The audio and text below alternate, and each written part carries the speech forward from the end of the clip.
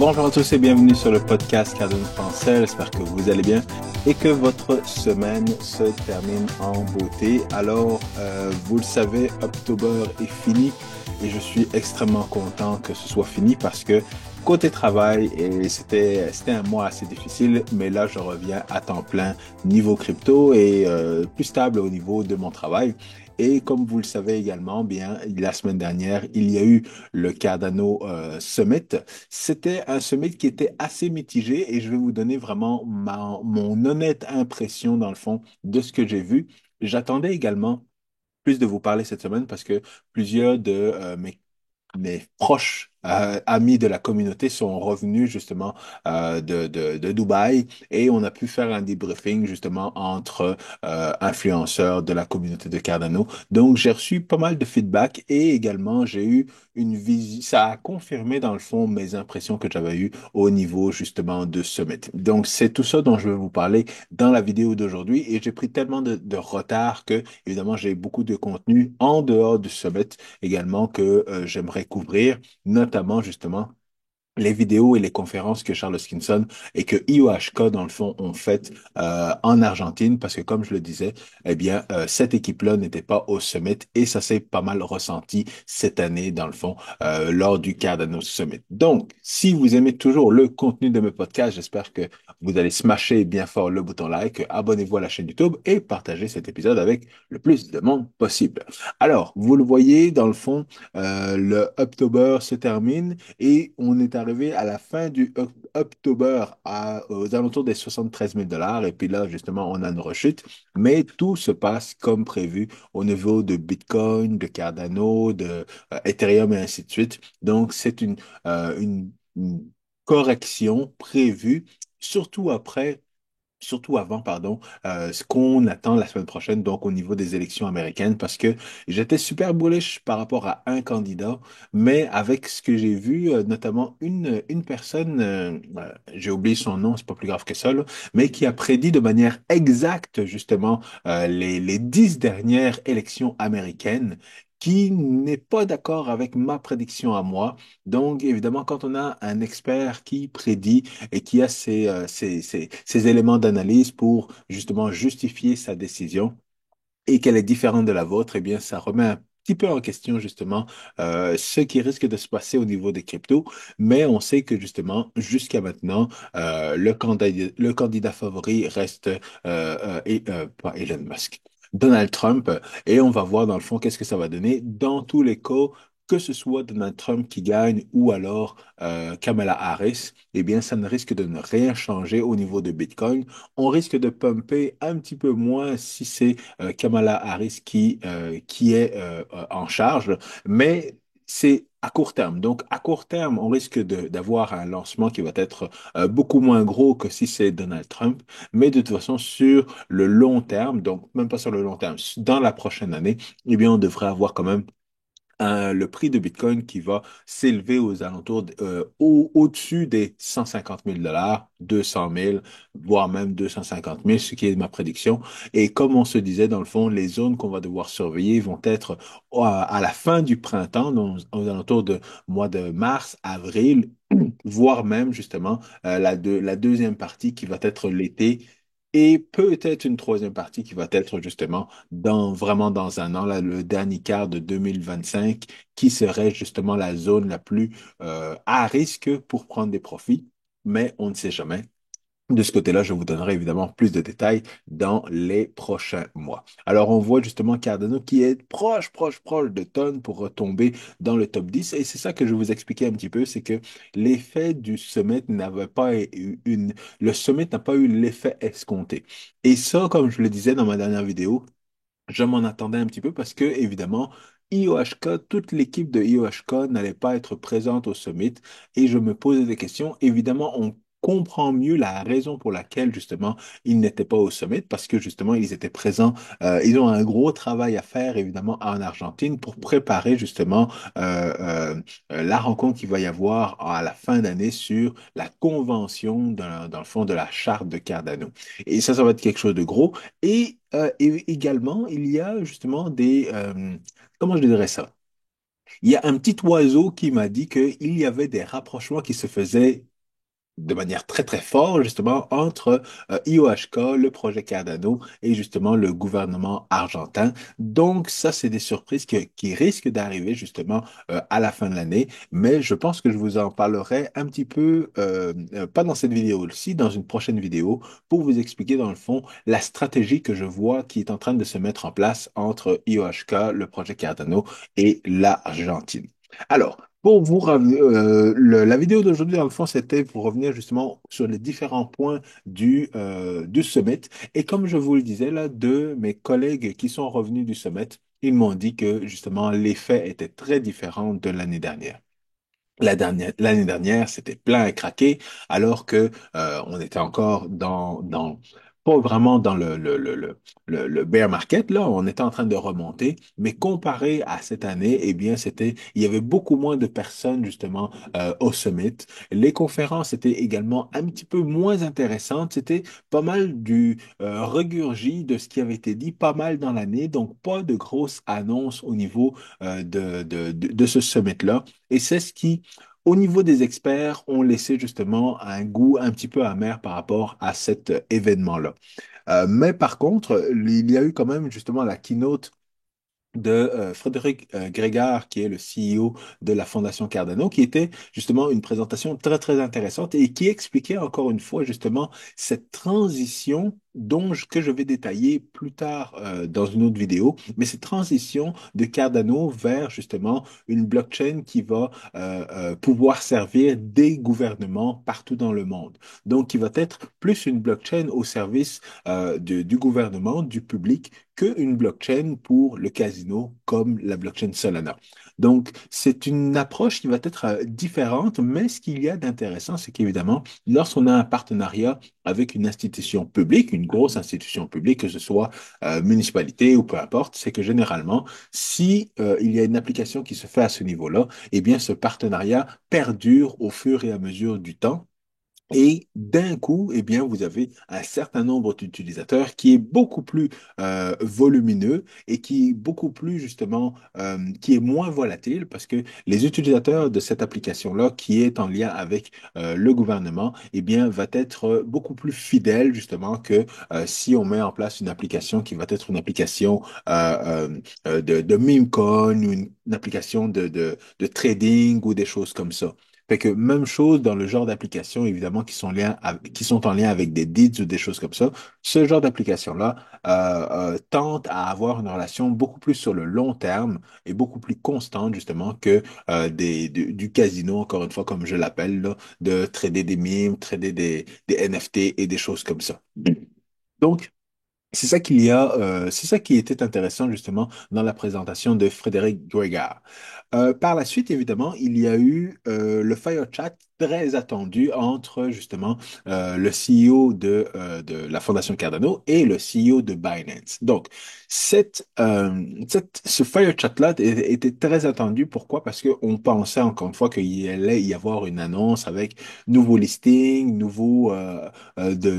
nouveautés en tant que coin de la communauté Cardano sur l'exchange de Binance. Et évidemment, c'est pas ça qui a été fait.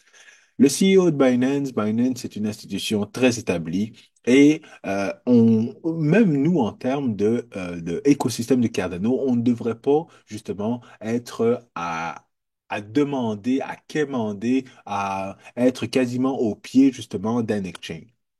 Il faudrait quand même garder la tête haute, continuer de travailler et ne pas démontrer justement une dépendance à se dire, bon, on est dépendant de vous pour pouvoir justement commencer à pumper et ainsi de suite. Parce que eux ont d'autres choses à faire.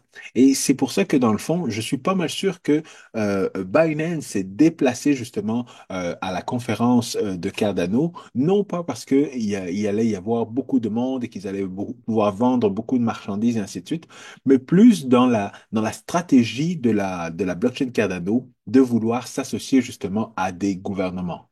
Au gouvernement de Dubaï, aux différents gouvernements en Asie, encore une fois, différents gouvernements en Amérique latine Et donc, je suis pas mal sûr que c'est ça qui a fait en sorte que justement le CEO de Binance a fait le déplacement justement jusqu'à la conférence pour donner justement un petit fire chat et ne pas se soucier nécessairement du listing des petits coins qui ne vont pas changer grand-chose dans sa vie, mais une collaboration entre une institution publique avec la blockchain Cardano et avec Binance, ça peut être quelque chose qui peut être très profitable justement pour les différents écosystèmes. Et donc, je suis pas mal sûr que c'est pour ça qu'il a fait le déplacement et qu'il a accepté cette invitation-là, justement, de la Fondation Cardano. Donc, c'était évidemment quelque chose de très attendu et je suis certain que ça va donner justement des fruits lors de la prochaine année, lors en 2025, avec justement des différents coins qui risquent d'être listés justement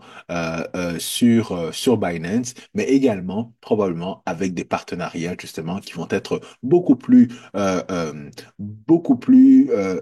comment dire, je vais trouver le terme là, mais beaucoup plus significatifs dans le fond que justement du trading de coins de l'écosystème de Cardano. Donc ça, évidemment, c'était très, très intéressant, mais évidemment, c'est pas ça qui est ressorti du Fire Chat, mais c'est la vision, c'est la stratégie qu'il fallait voir qui est outre, dans le fond, cette présentation-là. Alors par la suite, il y a eu différentes justement collaborations et présentations de collaborations, notamment justement avec le département de police de Dubaï, encore une fois, qui faisait cette présentation sur les différentes analyses de balles et ainsi de suite, sur l'identité balistique des armes à feu et tout ça.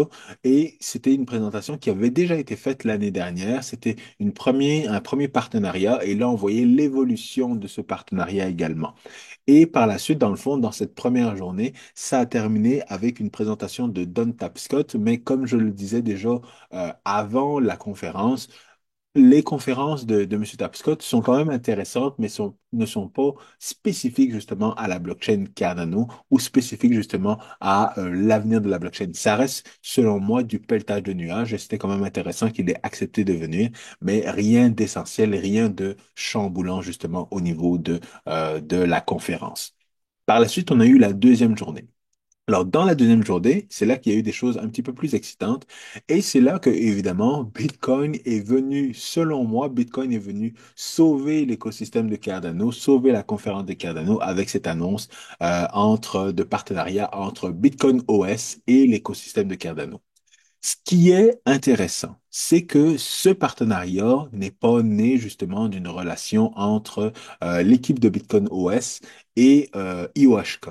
C'est une collaboration qui a été faite avec notamment la Fondation Cardano, avec des gens de la communauté et avec Emergo également. Alors ça, c'est effectivement très, très bullish. Pourquoi? Parce que c'était une grosse surprise et on l'a vu dans certaines vidéos avec Charles Hoskinson. C'était une vraie surprise pour Charles Hoskinson, donc, c'était quelque chose de vraiment intéressant de ce côté-là. Et effectivement, je vais peut-être en parler un petit peu plus, mais cette nouvelle sur cette interopérabilité entre Bitcoin et Cardano, c'est quelque chose de super. C'est quelque chose que moi, évidemment, je l'ai vu venir parce que je vous répète depuis plusieurs années maintenant que Bitcoin et Cardano sont vraiment des écosystèmes très similaires, donc sont vraiment des cryptos qui ont le même cheminement selon moi. Bitcoin avec les systèmes traditionnels, avec le système bancaire traditionnel et ainsi de suite, et Cardano avec l'écosystème de la blockchain et des crypto-monnaies. Selon moi, ils ont les mêmes critiques et ils vont avoir le même succès sur le long terme. Mais évidemment, c'était une très belle présentation dont je vais parler un petit peu plus dans quelques minutes. Par la suite, il y a eu encore une fois une présentation sur les DITS, donc les identités décentralisées. Et notamment avec cette notion de présentation qui a été faite en lien à cette collaboration qu'il y a eu en lien avec la NASA. Donc la NASA, l'identité numérique et également l'intelligence artificielle.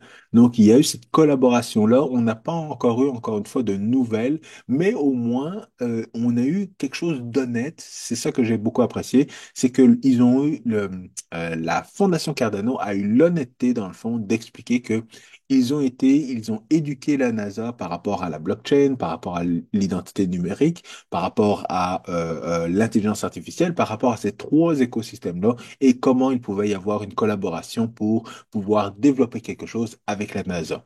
Rien d'officiel, juste de la documentation, juste de l'éducation, mais de manière générale, on commence par ça pour arriver à quelque chose de super, encore une fois sur le long terme, parce que NASA n'est pas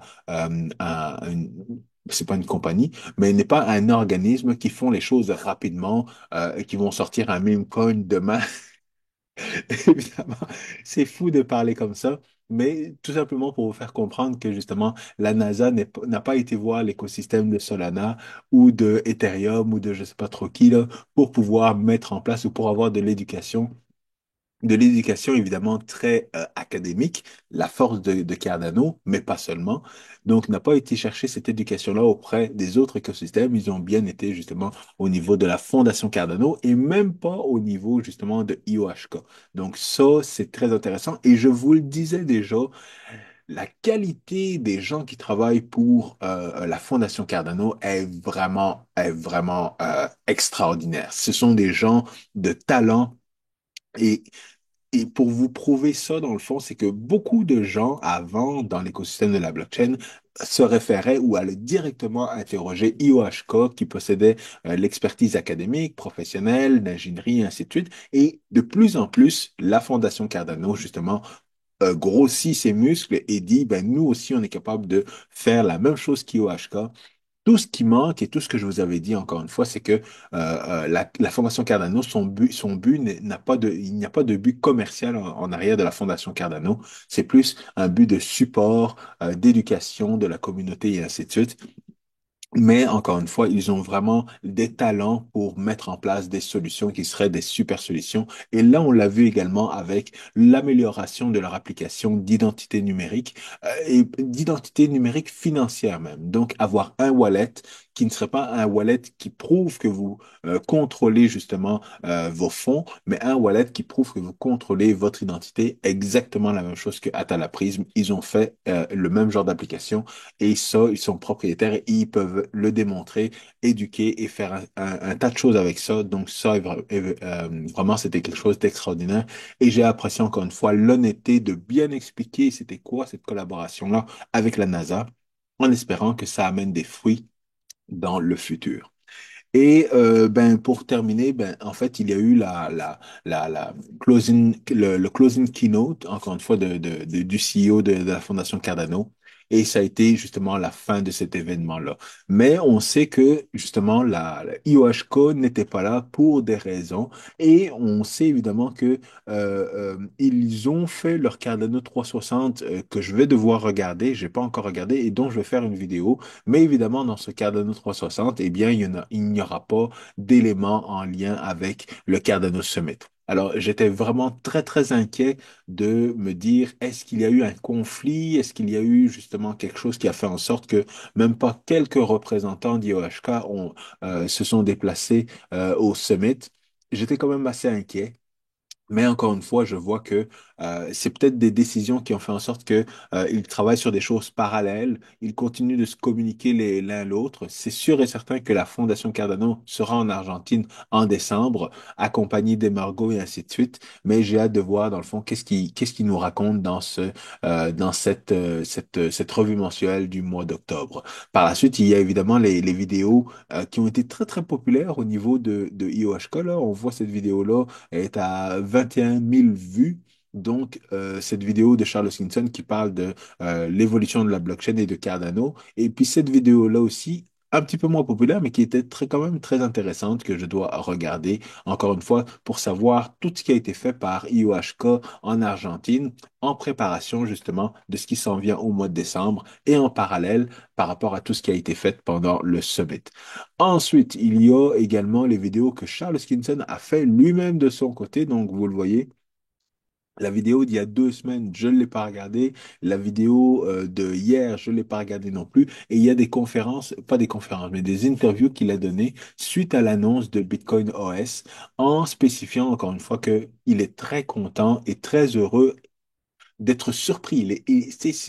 Comme je le disais là, c'est vraiment la surprise que j'ai vue lorsqu'il a découvert que justement, il pouvait y avoir une interopérabilité entre Cardano et Bitcoin, et que cette interopérabilité-là aussi allait évidemment demander d'autres développements. Parce que ben, si on y va tout de suite, au niveau de Bitcoin OS, là, quand on va sur leur site web, on voit que justement, Bitcoin OS, ils ont des choses déjà de disponibles et ils sont également bien connectés avec Sovereign, qui est une compagnie qui s'occupe de justement de l'identité numérique sur la blockchain. Donc, compagnie bien connue quand même, évidemment le projet Cardano avec la fondation Cardano et Emergo également, donc pas d'IOHK dans les parages lorsqu'on parle de collaboration. Par la suite, ils nous ont dit dans le fond qu'ils utilisaient justement des roll-ups et la technologie Snark pour pouvoir justement donner des preuves à la blockchain Bitcoin pour savoir justement que, pour confirmer les transactions entre Bitcoin et justement d'autres blockchains comme la blockchain Cardano. Donc ça, c'est une technologie, encore une fois, que IOHK a étudié, a mis en place et connaît très bien. Et donc, ce n'est pas pour rien, encore une fois, que la blockchain, ben, que Bitcoin OS s'est tourné auprès de Cardano pour être cette blockchain qui va pouvoir justement permettre une interopérabilité, pouvoir permettre de développer des contrats intelligents qui vont pouvoir s'exécuter sur la blockchain Bitcoin. Pourquoi? Parce que les deux blockchains ont été développés avec la même mentalité, avec le même modèle de compte, avec la même rigueur au niveau des deux blockchains. Donc, encore une fois, ce sont ces deux blockchains-là qui connaissent et qui maîtrisent bien justement la technologie Snark et qui peut justement, ben, actuellement, Bitcoin OS permet de créer des tokens avec pas des ERC20, mais avec des BRC20, donc le modèle justement de création de tokens de la blockchain Bitcoin, mais avec les contrats intelligents, eh bien, ils vont pouvoir justement créer d'autres tokens qui vont être évidemment compatibles. Et justement, c'est ça qui est encore en développement, justement, les Babel Fees, pour que les Bitcoin maximalistes puissent payer, dans le fond, les frais de transaction en Bitcoin avec évidemment Babel Fees. Mais Babel Fees, c'était très intéressant parce que la personne justement qui a fait la présentation de cette interopérabilité-là a mentionné les Babel Fees, malheureusement qui ne sont pas encore disponibles sur la blockchain Cardano, mais qui devraient arriver justement en 2025. Donc, encore une fois, ça va être une annonce qui va rajouter justement quelque chose de bullish au niveau de ce bull run-là. Par la suite, évidemment, il y a d'autres éléments, justement, les bridges, donc ce pont entre les différentes blockchains, qui va être évidemment à risque minimum, sans passer par un intermédiaire ou sans passer par des éléments de sécurité un peu moins sécuritaires, là. Donc, dans le fond, ils vont pouvoir bridger et encore une fois utiliser justement la cryptographie de Snark pour pouvoir prouver qu'une transaction s'est faite, qu'un contrat intelligent s'est exécuté et ne pas devoir traîner dans le fond toute la connaissance d'une blockchain vers l'autre blockchain, mais juste en ayant justement cette preuve cryptographique qui permet de confirmer que justement la transaction est une transaction valide et ainsi de suite. Alors, on parlait de scalabilité, de performance, et évidemment, au niveau de la performance, on a des choses qui s'en viennent au niveau de Cardano aussi, qui va pouvoir aider blockchain, Bitcoin à scaler. Et on a également Midnight qui va aider justement à garder les transactions privées sur la blockchain Bitcoin. Donc, encore une fois, c'est de pouvoir amener Bitcoin dans l'écosystème de Cardano sans que les gens voient, euh, tout en étant transparent, justement pour les gens qui veulent rester dans l'écosystème de Bitcoin, continuer à acheter des choses en Bitcoin, continuer à pouvoir développer des dApps avec du Bitcoin, développer pas des dApps, mais voyons, des exchanges décentralisés et ainsi de suite. Tout ça avec Bitcoin en utilisant justement la technologie de Cardano. Donc ça, c'est quelque chose quand même de très, très spécial. Et c'est pour ça que je dis, ça a été la plus grosse nouvelle du Summit. Et c'est ça qui me déçoit un petit peu parce que je me serais attendu à avoir plus de nouvelles. Ça reste évidemment une grosse nouvelle, mais ce n'est pas une grosse nouvelle qui a fait trembler dans le fond l'écosystème de la blockchain et des crypto-monnaies. C'est quelque chose que, encore une fois, l'écosystème de Cardano comprend, connaît, aime beaucoup, mais il y a très peu de influenceurs qui ont justement relayé la nouvelle à leur communauté et je le comprends un petit peu. De toute façon, comme je le dis et comme je vais vous l'expliquer dans une prochaine vidéo, il faut comprendre que les influenceurs ont une vision évidemment court terme de la technologie blockchain, une vision court terme parce qu'ils suivent justement le bull run qui va se terminer l'année prochaine. Et s'il n'y a pas de grosses nouvelles qui vont faire en sorte qui vont profiter à leur bague lors de ce bull run-là, lors de ce bull run actuel, eh bien, ça ne sert à rien d'en parler, ça ne sert à rien de supporter. Ils sont mieux de supporter, ils préfèrent supporter justement Solana qui va être le grand gagnant de ce bull run-là. Mais si Solana n'est pas là dans 4 ans, eh bien, eux, ça leur dérange pas, ils auront fait leur argent et puis ils iront parler en mal de Solana ou ils l'oublieront carrément, tout comme Tezos, EOS et toutes les autres blockchains qui ont existé depuis 2017. Donc voilà un petit peu. C'est ça. Je passe à travers quelques tweets là, mais ça fait déjà un petit peu quelques minutes maintenant que je parle dans cette vidéo-là. Et ce que je veux vous dire dans le fond, c'est que mes prochaines vidéos vont être en lien avec justement la revue mensuelle du mois d'octobre. Par la suite, j'ai pas mal de contenu que je veux vous présenter sur tout ce qui s'est fait en Argentine par IOHK et Charles Hoskinson. Donc je termine là-dessus. J'espère que vous avez aimé la vidéo et je vous retrouve la semaine prochaine. À très bientôt. Peace!